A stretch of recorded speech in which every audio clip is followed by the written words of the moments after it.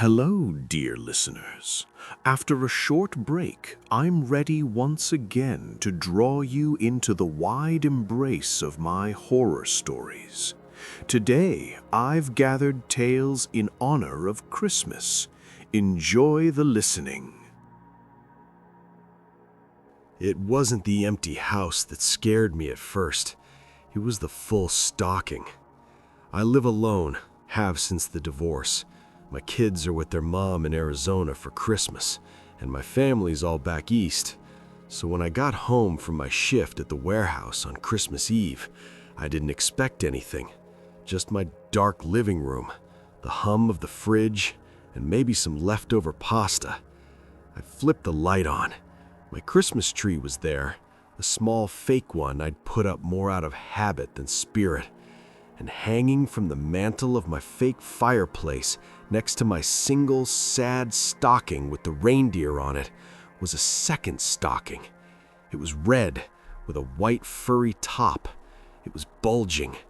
My heart did a hard thump. I checked the front door, locked. The windows, locked. I walked over to the stocking. It wasn't mine. I'd never seen it before. I reached out and felt it. The stuff inside was lumpy.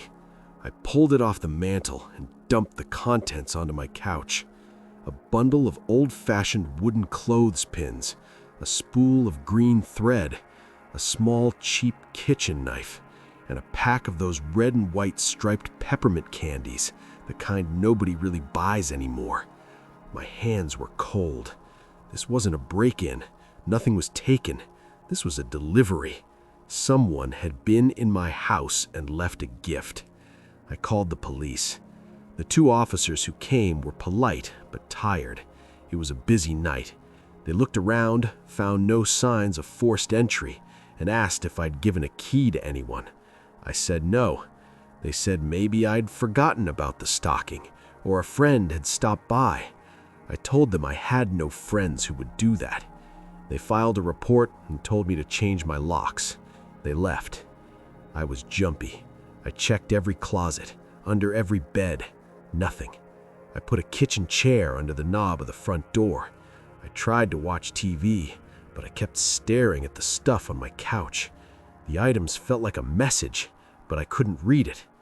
Around midnight, I heard a noise in my basement. A thump, then a dragging sound. I froze. I don't have a basement door inside the house. It's one of those old-style ones with the exterior doors that slant against the house. I never go down there. It's just a dirt hole for the furnace. The sound came again, a scrape. I got the baseball bat from my hall closet. I put on my boots and my heavy coat. I had to go outside and around to the basement doors to check. The cold air hit me like a slap. My backyard was dark, lit only by the glow from neighbors' Christmas lights. The two wooden basement doors were padlocked. I'd put that lock on years ago. I shined my phone's light on it. It was still there, looked fine. I knelt down, putting my ear to the crack between the doors. Silence. Then, from right below me, a voice. It was muffled, talking through wood and earth. It was a man's voice, calm and clear. "You didn't like your presence, Mike." My name. He said my name. I stumbled back, my breath coming out in clouds. The voice spoke again. "The pins are for closing eyes. The thread is for closing mouths. The knife is for the parts that don't close easy." I ran. I didn't go back inside. I ran to my car in the driveway and got in, locking the doors. I fumbled with my phone, calling 911 again. My voice was shaking as I told them there was a man in my basement, that he was talking to me, that he was threatening me. They said they'd send the same officers back. I sat in my car, staring at my dark house. I waited. The police took forever. 20 minutes. As I waited, a thought crawled into my head. The stocking, the stuff, it was for closing things, closing eyes, Mouths, parts, and the peppermints. My mom used to put peppermints in our stockings when we were kids. Me and my brother, David. He was older. He had a thing for them. He'd always trade me his chocolate for my peppermints. David died when I was 12. A hit and run right before Christmas. They never found the driver. The cops showed up finally. I got out of the car, rushing over to them. I told them everything. About the voice, the things it said, about my brother. One cop went to cover the back. The other, a guy named O'Malley, drew his flashlight and his gun. He told me to stay back as he went to the basement doors. He called out, "Police! Come out with your hands up!" Nothing. He used a big set of bolt cutters from his car to snap the padlock. He holstered his gun, gripped the handle of one basement door, and yanked it open. The black hole stared up at us. O'Malley shone his light down the steps. "Police! Anyone down there?" The beam swept over the dirt floor, the furnace, old paint cans. It was empty. But on the bottom step, right in the center, was a single red and white peppermint candy, unwrapped. O'Malley gave me a look that said I was a lonely guy having a bad Christmas. He said it was probably kids playing a prank, that the voice was probably from outside, that I should go stay at a motel for the night. They left again, less polite this time. I couldn't go back in that house. I drove to a 24-hour diner and drank coffee until the sun came up on Christmas morning. I felt stupid and tired. Maybe it was a prank. Maybe I'd imagined the voice. The grief for my brother, the loneliness. It could do weird things. By noon, I felt brave enough to go back. I needed to get my stuff if I was going to a motel. The house was quiet. Sunlight streamed in. It looked normal. I packed a bag quickly, trying not to look at the junk still on my couch. As I was leaving, my phone rang. It was my mom, calling from back east to wish me Merry Christmas. We made small talk. She sounded sad. She always gets sad around Christmas because of David. I almost didn't say anything, but it spilled out. I told her about the stocking, the weird gifts, the voice in the basement. I told her about the peppermint. She was silent for a long time. "Mike," she said, her voice very small. "The peppermints. I only ever put them in David's stocking, never yours. You hated them. You always threw them away." The line crackled. "Mom," I said, my throat tight. "What are you saying?" She started to cry. "After the accident, the police, they never showed us his body. They said it was too bad. We had a closed casket. We just believed them." I stood in my silent, sunlit living room, the phone pressed to my ear. I looked at the basement door, the one inside the house that didn't go anywhere, the one that was just a wall now because I'd sealed it up years ago when I renovated. From behind that sealed door, deep inside the wall, I heard a faint, wet, crunching sound, like someone biting down on a hard piece of candy. The worst part about moving back to my hometown was realizing I didn't remember most of it. My dad got sick, so I came back to Tanner's Grove to take care of him. It's one of those little towns in the middle of nowhere that you only see in movies. We have one stoplight. Christmas is a big deal here. They have this old tradition called the Christmas pick. My dad explained it to me the first night I was back. He was in his chair, the oxygen tube under his nose. "They do it every Christmas Eve," he said. "The town council picks a name, someone who's been alone too long or having a hard time. Then at midnight, a group of men dressed like Santa goes to their house. They bring a tree, a full dinner, presents. They fix anything that's broken. They leave before the person wakes up. It's a gift. I thought it sounded nice. Weird, but nice. Christmas Eve came. Dad went to bed early. I stayed up watching a movie. Around 11, I saw headlights swing into our driveway. I looked out the window. A beat-up red pickup truck was parked behind my car. 2 men got out. They were wearing those cheap Santa suits you get at the drugstore. Fluffy white beard, red hat, the whole thing. They walked to my front door and knocked. I didn't know what to do. We weren't having a hard time. I was just visiting. Maybe they heard about Dad and thought we needed help. I opened the door. The 2 Santas stood there. Their suits were dirty. One was tall and thin. The other was shorter, wider. Their beards covered most of their faces, but their eyes looked tired. "Evening," the tall one said. His voice was rough. "We're here for the Christmas pick." "I think you have the wrong house," I said. "My dad's sick, but we're okay. Thanks, though." The short one shook his head. "No wrong house. The pick's been made. It's this house." A cold feeling went down my back. "Who picks it?" "The council," the tall one said, like it was obvious. "Can we come in? We have work to do." Everything felt wrong. The way they just stood there, not smiling. The empty truck bed behind them. They weren't carrying a tree or presents. "I'm sorry, but no," I said, and I started to close the door. The tall Santa put his boot in the way. "It's not a request, son. It's the pick, the tradition. You've been away a long time.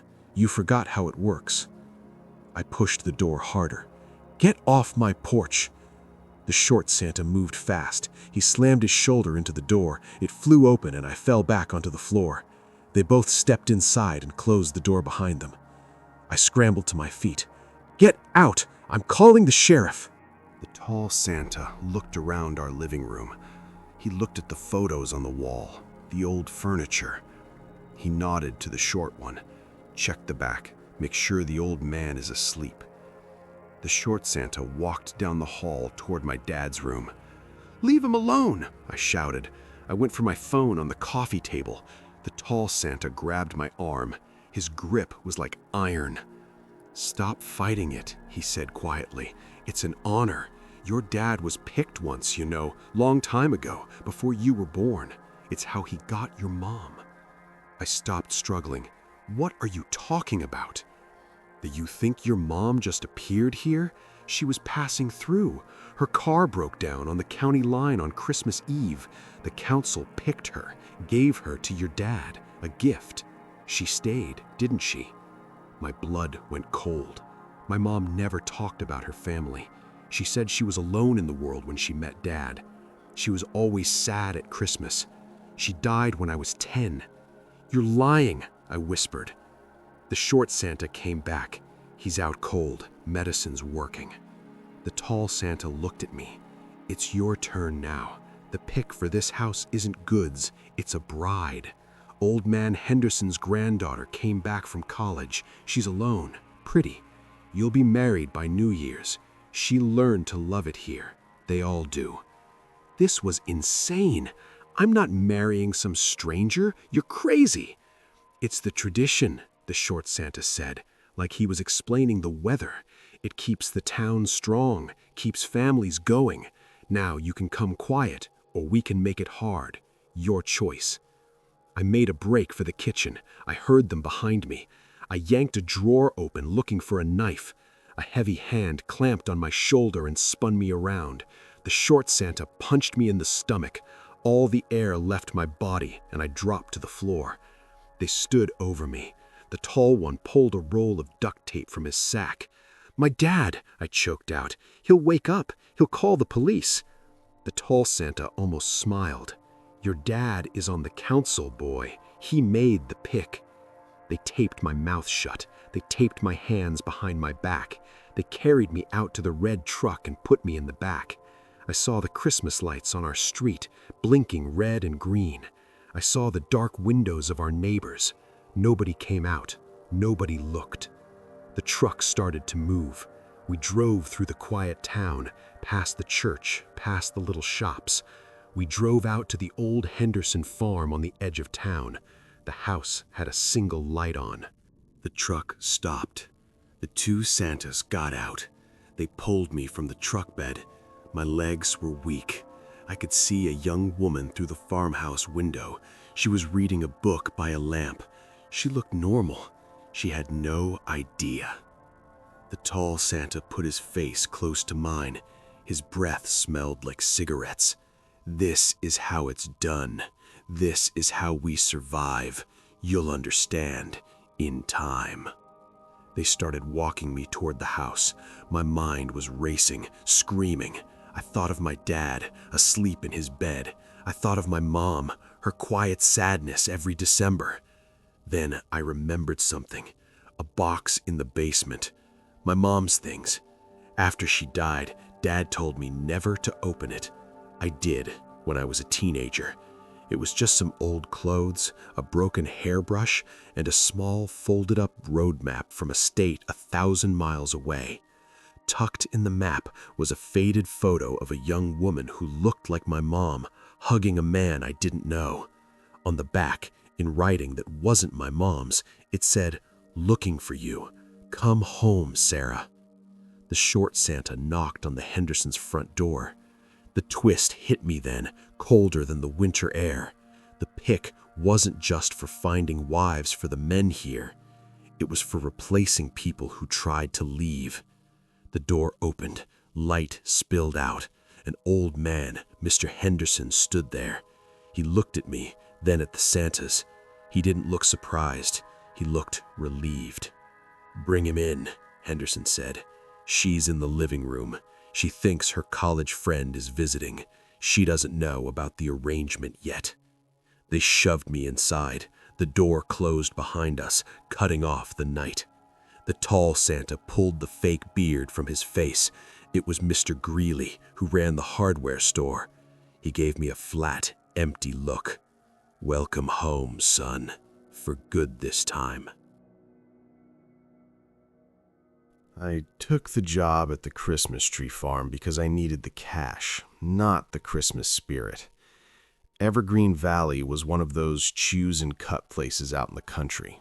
Families would come out, pick a tree, and we'd help them cut it down. My job was to run the baler, the machine that wraps the tree in netting, and to keep the fires going in the oil drum barrels so people could warm up. The owner, Mr. Harlow, was a quiet man in his 60s. He had rules. The main one was about Lot 13. The farm was divided into lots. Lot 13 was at the very back, against the deep woods. It was roped off with red plastic tape. "No one goes in Lot 13, Mr. Harlow told me on my first day. His eyes were serious. "No customers, no you, not for any reason. Trees in there aren't for sale." I figured it was maybe a conservation thing or the trees were diseased. I didn't care. I needed the paycheck. The week before Christmas was chaos. Hundreds of people. I was working 12-hour days, breathing in pine sap and diesel fumes from the tractor. I was tired all the time. On December 23rd, a little girl, maybe 6 years old, wandered off from her parents near the edge of Lot 12. Her pink pom-pom hat got caught on a branch. By the time I saw her, she ducked under a teen, trying to untangle herself. "Hey, kid," I shouted, jogging over. "Come back here. You can't be in there." She got the hat free and looked at me, then deeper into Lot 13. Her face changed. She didn't look scared exactly. She looked confused. "Why are those trees so shiny?" she asked. I looked past her. The trees in Lot 13 were tall, perfect-looking firs. They didn't look shiny to me. They just looked dark green. "They're not shiny. Now come on, your parents are looking for you." I helped her back under the tape. As I did, I glanced at the nearest tree in the forbidden lot.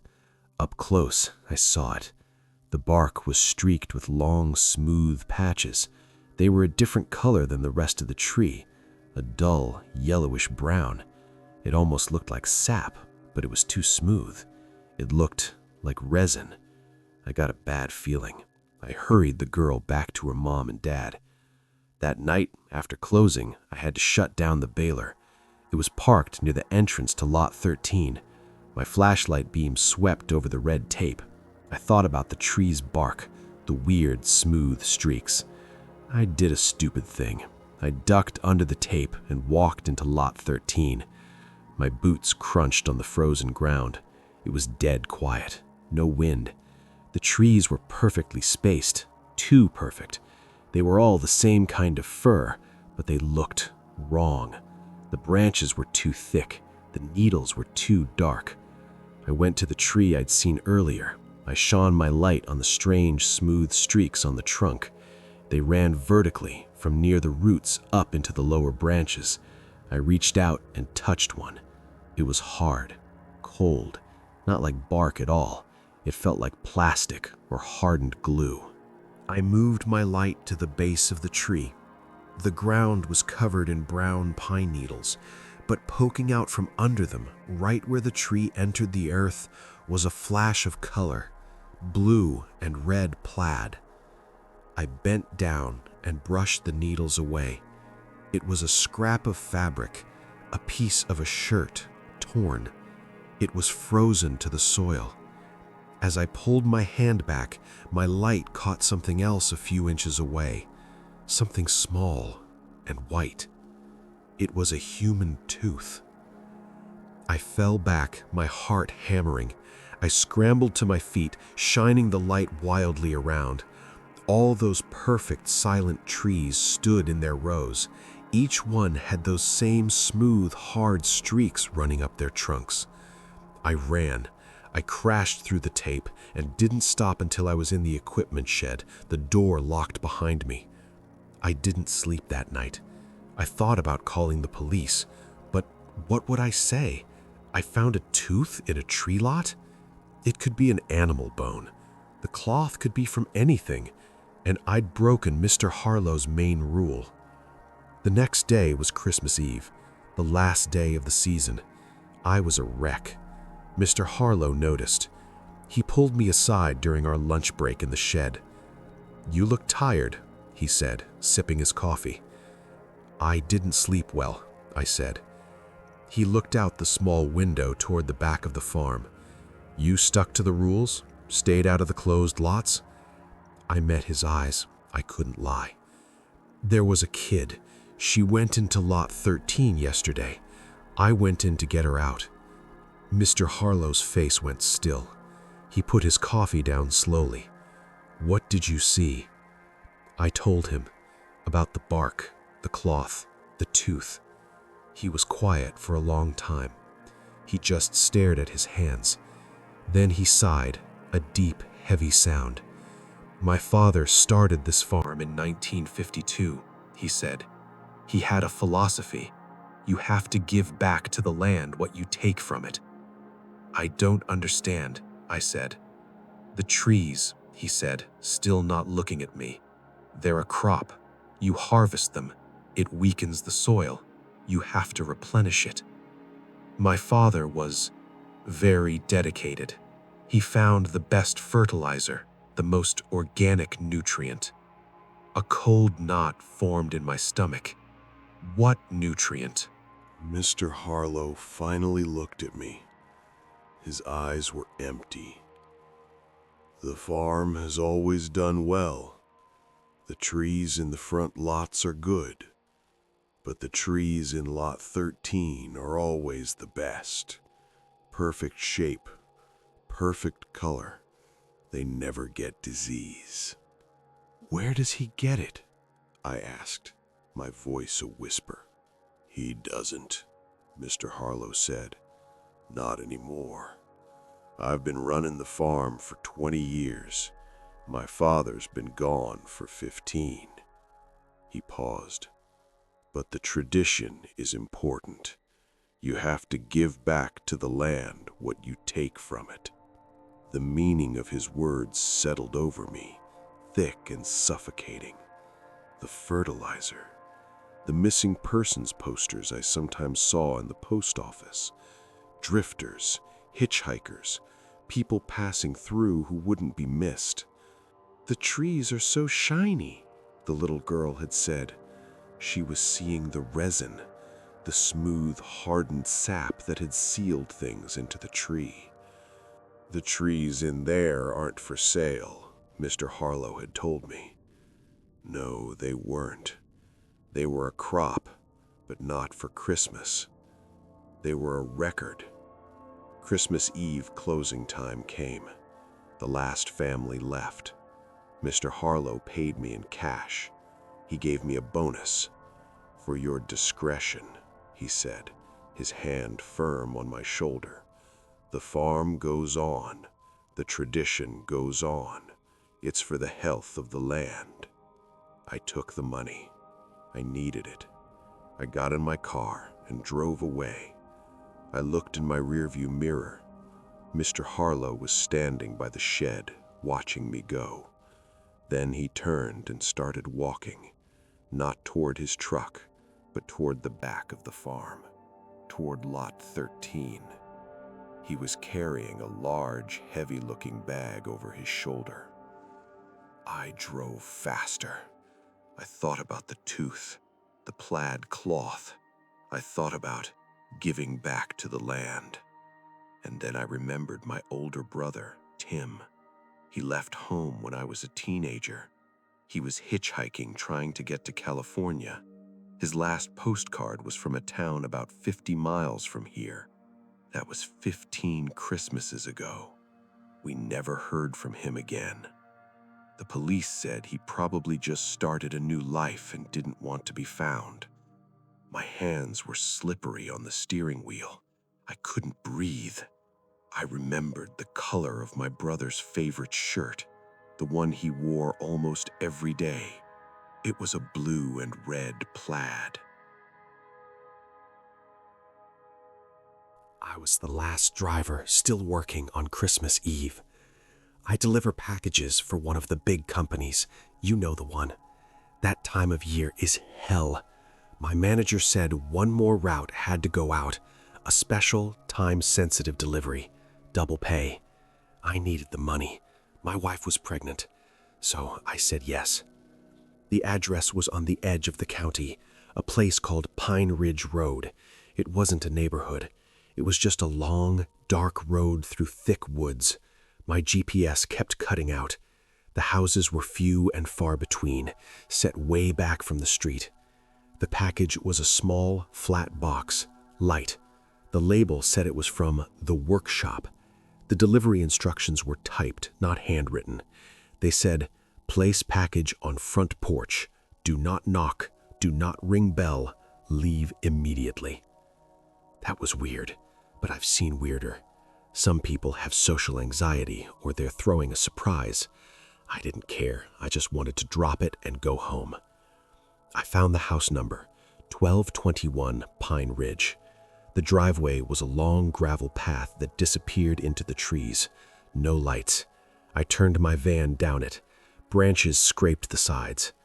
After about a quarter mile, I saw the house. It was a big, old two-story place. Dark. No Christmas lights. One porch light was on, a single yellow bulb. I pulled up in front. I grabbed the box and got out. The cold air bit right through my uniform. The house felt empty, silent. I walked up the creaky wooden steps to the porch. The instructions said, "Don't knock." I bent down to place the box by the front door. That's when I saw the other boxes. There were 5 of them, all the same size and shape as mine, all addressed to 1221 Pine Ridge, all from the workshop. They were dirty, a little faded, like they'd been there for a while. My box was number 6. I stood up. My breath made clouds in the porch light. Why wouldn't someone bring their packages inside? Maybe they were out of town, but the instructions said the delivery was time-sensitive. I looked at the front door window. It was dark. I could see a faint reflection of myself and the dim shape of a hallway inside. Something felt very wrong. My job was to deliver. I delivered. I turned to leave. A floorboard creaked inside the house. I froze. I looked back at the window. The hallway was still dark, but I felt like someone was standing just out of sight on the other side of the door, listening. The instructions screamed in my head, "Leave immediately." I walked fast back to my van. I got in. I threw it in reverse and started backing down the long, dark driveway, my headlights sweeping over the lonely house. That's when I saw her. A woman was standing at an upstairs window, just her shape pale against the dark glass. She wasn't moving. She was just watching me go. I felt the chill that had nothing to do with the cold. I kept backing up. My tires hit the main road. I shifted into drive and got out of there. The whole way back to the depot, I couldn't shake the image, the silent woman, the line of identical unopened boxes. I told myself it was nothing, an eccentric person, a holiday recluse. When I got to the depot to drop off my van, my manager, Dave, was still in his office. I went in to hand in my keys. "Get the Pine Ridge delivery done?" he asked, not looking up from his computer. "Yeah," I said. It was weird, though. There were like 5 other boxes just like it sitting on the porch, all from the same place. Dave's fingers stopped typing. He slowly looked up at me. His face was careful. "What number was yours?" "What?" "The box. Did it have a number on it? A sequence?" I thought back. The label. In the corner, in small print. Yeah, it said 6 of 12. Dave leaned back in his chair. He rubbed his face. Okay, listen. You followed the instructions? You didn't knock?" "I didn't knock. I just left it." "Good. That's good." He sounded relieved. "Dave, what is this? Who orders 12 of the same thing and doesn't bring them inside?" He was quiet for a long time. He looked at the clock. It was almost 10 p.m. on Christmas Eve. "It's not an order," he said finally. "It's a subscription, a yearly service. The shipper pays a massive fee for guaranteed, discreet, no-contact delivery every Christmas Eve. Driver gets double pay. The route is always last." "A subscription to what?" I asked. "I don't know," Dave said, and he seemed honest. "I've been manager for 8 years. I've sent a driver out there every Christmas Eve. Always the same box, always the same instructions. Driver 6, you're the 6th one." The meaning of his words took a second to land. When they did, my stomach dropped. What happened to the first 5 drivers? Dave wouldn't meet my eyes. They quit, or transferred, or just didn't come back after the holiday. Didn't come back. What does that mean? "It means I don't know," Dave snapped, lowering his voice. "Look, it's a weird job. We get paid. No one complains.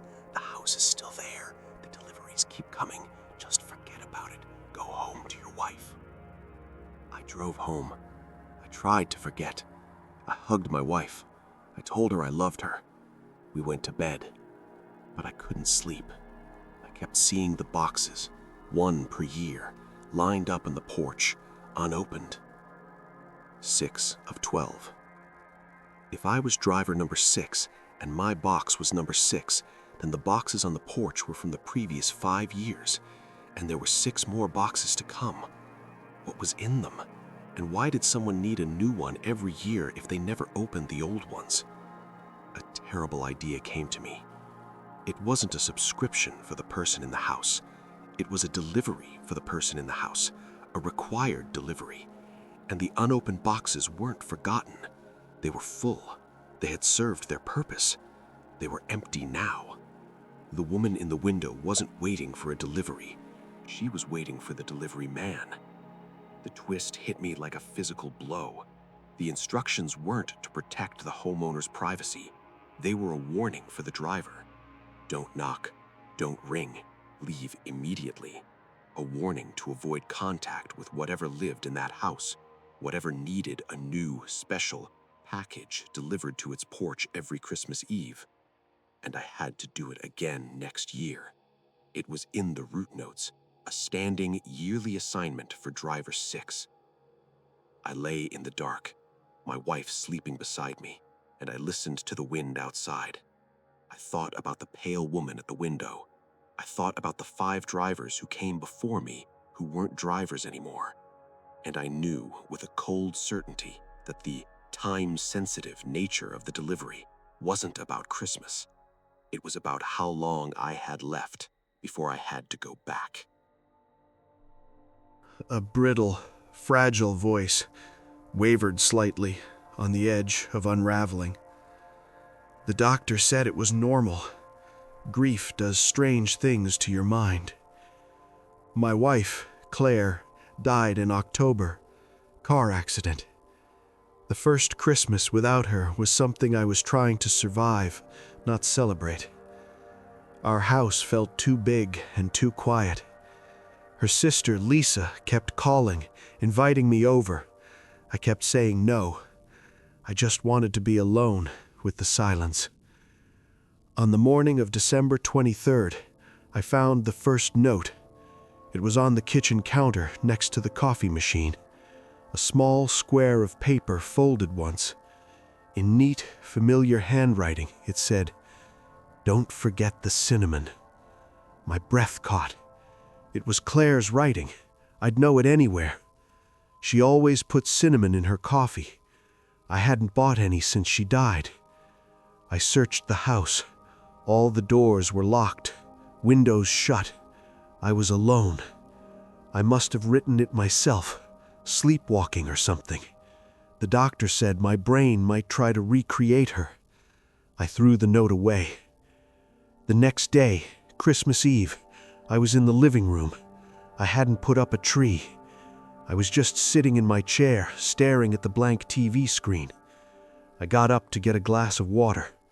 When I came back, there was a new note on the seat of my chair. "You always hated my Christmas music. Play some for me." I spun around. The house was empty. My heart was pounding in my ears. This wasn't sleepwalking.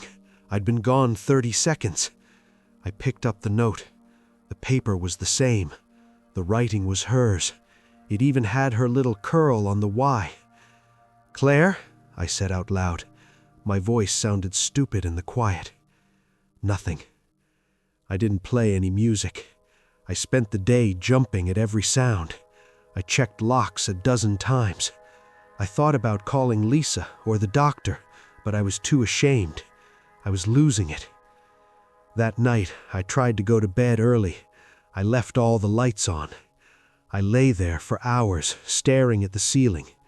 Our bedroom, her side of the bed, was still made, untouched. I must have dozed off. A sound woke me, a soft, rustling paper sound, coming from inside the room. My eyes snapped open. The room was dim, lit by the hallway light I'd left on. On her nightstand, on top of her book, was another note. I didn't want to move. I didn't want to see it, but I had to. I got up, my legs shaky. I walked over and picked it up. "I'm still here, Mark. You don't have to be alone. Look in the closet." A jolt of pure fear went through me. The closet. Her clothes were still in there. I hadn't been able to deal with them. "This isn't real," I whispered to myself. "This is grief. This is your brain." But I walked to the closet. I put my hand on the doorknob. I took a deep breath and pulled it open. Her clothes hung there. Dresses, blouses, sweaters. They smelled like her laundry detergent. There was no note, no sign, just her empty clothes. I felt a crushing disappointment. Part of me had hoped. I didn't know what I'd hoped. I closed the door. As I turned back to the bed, I saw it. The closet was a mirrored sliding door. I saw my reflection, and behind me, sitting up in the bed on her side, was a figure. I screamed. I whirled around. The bed was empty. The covers were flat. I backed against the wall, breathing hard. A hallucination. A bad one. The doctor warned me about this. Stress, lack of sleep, grief. I needed to call someone. Now. I ran to the kitchen to get my phone. It was charging on the counter. Next to it was another note. This one was different. The writing was rushed, messy, like it was written in a panic. He's in the house. He's been here the whole time. The notes aren't from me. Run. Ice water filled my veins. I didn't understand. If the notes weren't from Claire, who were they from? And who was he? Then I heard a floorboard creak in the hallway behind me. I didn't turn around. I didn't grab my phone. I just ran. I bolted for the front door, yanked it open, and sprinted out into the freezing night in just my t-shirt and sweatpants. I didn't stop until I was 3 houses down at old Mr. Peterson's place. I started pounding on his door. He opened it, looking confused and alarmed. "Mark? What in the world?" I screamed. "Call the police," I gasped. "There's someone in my house." Mr. Peterson got me inside, gave me a blanket, and called 911. 2 police cars showed up. I told them everything. The notes, the figure in the bed, the last note. They listened with careful faces. They went into my house with their guns drawn. I waited in the patrol car, shivering. After about 20 minutes, one of the officers, a woman, came back out. She walked to the car and opened the door. "Mr. Carter," she said gently, "we've searched the entire house. There's no one there. All the doors and windows are locked from the inside." "The notes," I said. "We found several pieces of paper with writing on them," she said. "They appear to be in your handwriting." "No, they're my wife's." She gave me a sad, professional look. "We found a notepad and a pen by your bedside table. The paper matches. I'm very sorry for your loss, sir, but you're alone in that house." They drove me to the hospital. They called it a psych evaluation. Lisa came. She was crying, holding my hand, saying it was going to be okay. They gave me something to sleep. I was released 2 days after Christmas. Lisa wanted me to stay with her. I refused. I had to go home. I had to see for myself. The house was just as I'd left it, quiet, empty. I went to the bedroom. The notepad was on the nightstand. I picked it up. The top sheet was blank. I looked at it, trying to see if my handwriting could somehow look like hers. Then I flipped the pad over.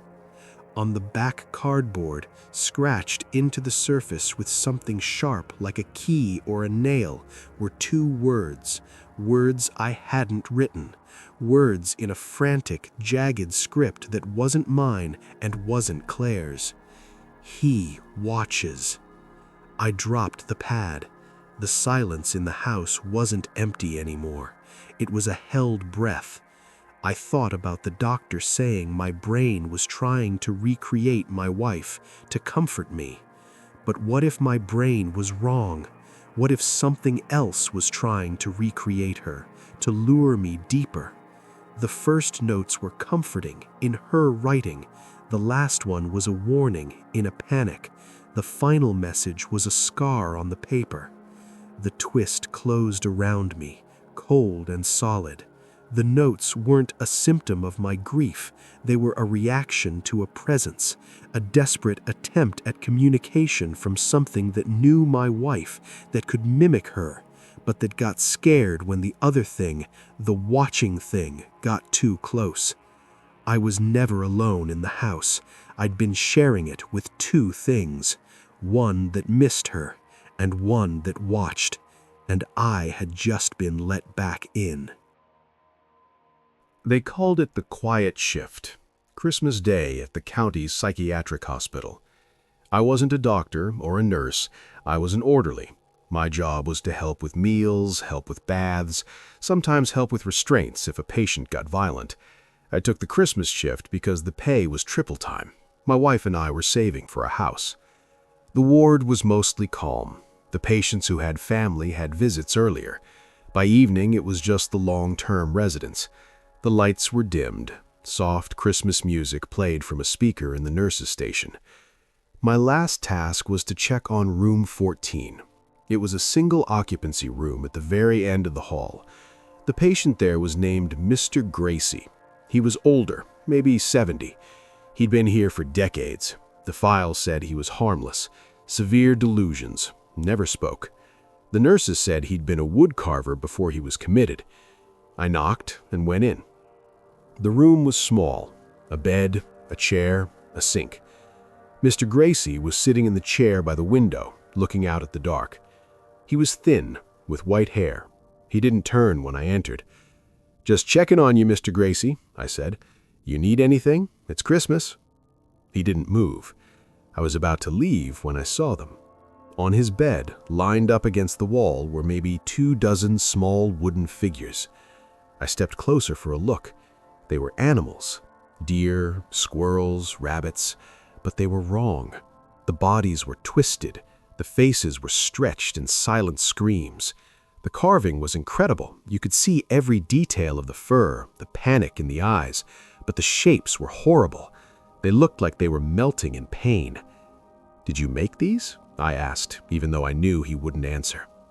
Mr. Gracie slowly turned his head. His eyes were pale blue, very clear.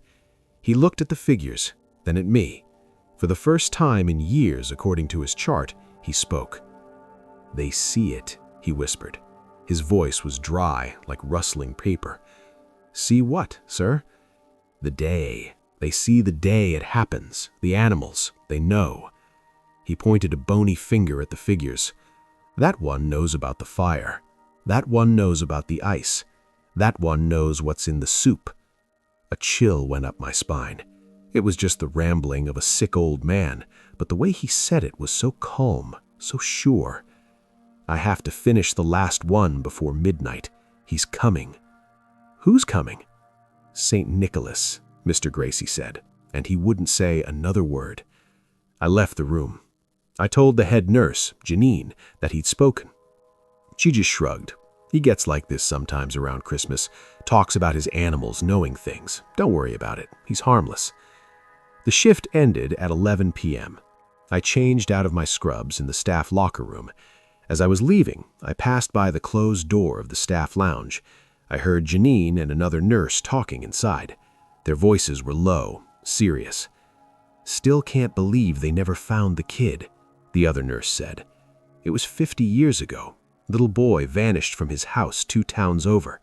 They had a suspect back then, a loner, a woodcarver, but they never had enough proof. He had a breakdown, got committed here instead of jail." My hand froze on my coat zipper. "Didn't the kid's mother say something weird?" the other nurse asked. "About the boy's toys?" "Yeah," Janine said, her voice dropping. "She said the morning after he vanished, all the boy's little wooden toy animals were turned around on his shelf, facing the wall, like they didn't want to see what happened." I didn't wait to hear more. I walked fast down the hall. My heart was pounding. Mr. Gracie, the woodcarver, the animals that see the day it happens. I had to go back to room 14. I had to ask him. It was stupid. He was a mental patient, but I couldn't leave. I got to his room. The door was slightly open. The light was off. I pushed it open. "Mr. Gracie?" The room was empty. The chair by the window was vacant. The bed was neat. The twisted wooden animals were gone. On the floor, in the center of the room, was a single new figure. It was a carving of a man. It was crude, not like the detailed animals. It was just a stick-figure man, really. But it was lying on its side, and where its head should be, there was just a smashed, splintered ball of wood. I heard a noise behind me in the hall. a soft, scraping sound. I turned. At the far end of the long, dim hallway, near the emergency exit, stood Mr. Gracie. He was holding a large, heavy-looking canvas bag. It bulged with shapes. He saw me, his clear blue eyes locked onto mine. He didn't look confused or crazy. He looked focused, determined. "He's coming," Mr. Gracie said again, his voice carrying down the silent hall. "I have to give them back so they don't have to see anymore." He pushed open the emergency exit door. An alarm should have sounded. It didn't. The door swung shut behind him. I ran after him. I pushed through the exit door into the cold night. The parking lot was empty. Snow was falling lightly. I saw no one. I called Janine on the hospital phone. I told her Mr. Gracie was gone. The place went into lockdown. Security searched the grounds. They called the police. They found him an hour later. He was in the small stand of woods behind the hospital fence. He was sitting against a tree, the canvas bag beside him. He was dead. Natural causes, the police said. His heart just shut. They opened the bag. It was full of the twisted wooden animals, dozens of them, and one new one placed carefully on top. It was a simple carving of a small boy, smiling. It was the only normal figure he'd ever made. The police took the bag as evidence. They reopened the old missing persons case. They never found the boy's remains. I quit my job a week later. I couldn't go back. The twist didn't hit me until months later. I was painting the nursery in our new house. My wife was due in the spring. I was thinking about being a father, about protecting a child. I thought about Mr. Gracie's words. I have to give them back, so they don't have to see anymore. He wasn't talking about giving the carvings back to the police or the family. He was talking about giving the animals back, the ones who saw. He was setting their memories free by putting the carvings outside, in the woods. And he made a new one, a smiling boy, a final carving, finished just before he died. He said he had to finish the last one before midnight, before St. Nicholas came. St. Nicholas is the patron saint of children. My blood went cold as I finally understood. Mr. Gracie wasn't the suspect. He was a witness. He saw what happened to that boy 50 years ago. It broke his mind. He spent his life carving the memories of the animals who saw it too, trapping their horror in wood. The real monster, the one the police never caught, was the man Mr. Gracie called St. Nicholas, a man who took a child on Christmas Eve. And Mr. Gracie's last act was to carve the boy smiling, finally at peace, and set him free with the others. He finished his testimony just in time, because St. Nicholas was still out there, and he was coming, not to give presents, but to check on the only man who ever saw his face. And that man was now, finally, silent. If you liked the story, subscribe and like it, and also write a comment about what topic you would like to hear about.